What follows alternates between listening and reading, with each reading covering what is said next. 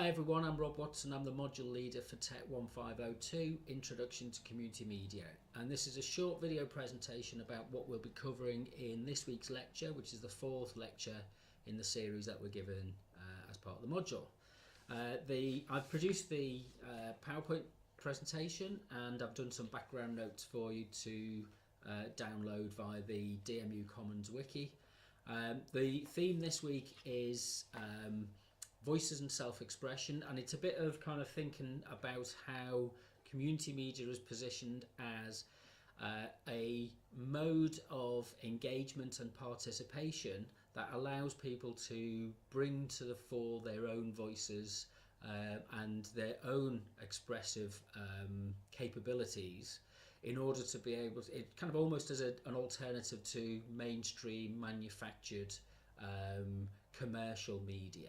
So community media fits in a different place that says it's possible for individuals and for groups to represent themselves.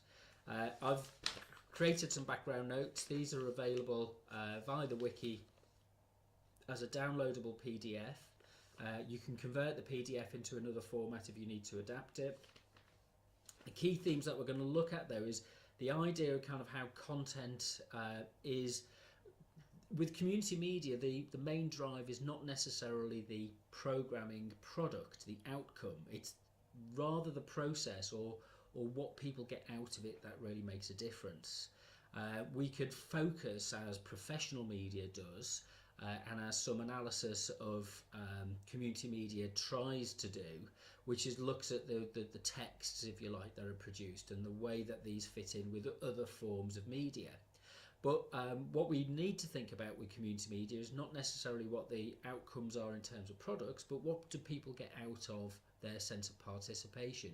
What do people get from their engagement? Why is it, and what motivates people to produce their own content? And how does that differentiate them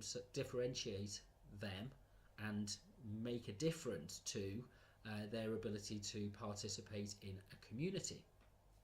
So it's kind of the key issues are looking at the idea of participation and communities that are founded around participation and what facilitates that and how it's represented. We'll also look at the kind of way that this is set up with in terms of alternative media and the kind of alternative outlets that community media often is aligned with and represented by. And the kind of activist media, which is when forms of community media are based around strong interests and ideas in political challenge and political change and campaigning, so the kind of advocacy. So it's kind of thinking through what makes something participative, what the kind of rituals are, how maybe our views are often distorted in mainstream media and don't really represent who we are as a community, and then how community media can address some of that and what kind of participation from the grassroots is possible. And there goes the fire alarm test. Let's hope it's just a test, because this is about the third time I've done this recording and you can hear it in the background. The reading, let's wait for that to finish. Is it going to finish? Usually goes off after a second. It might just carry on going. I'm not going to edit this again.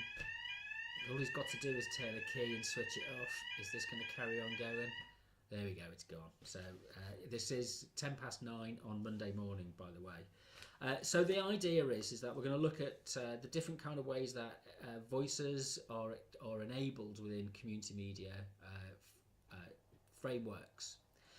There's some reading that's listed up on the wiki. If you go to the lecture notes section, you should be looking at the Ellie Rennie book, the chapter 2, which is about access and free speech.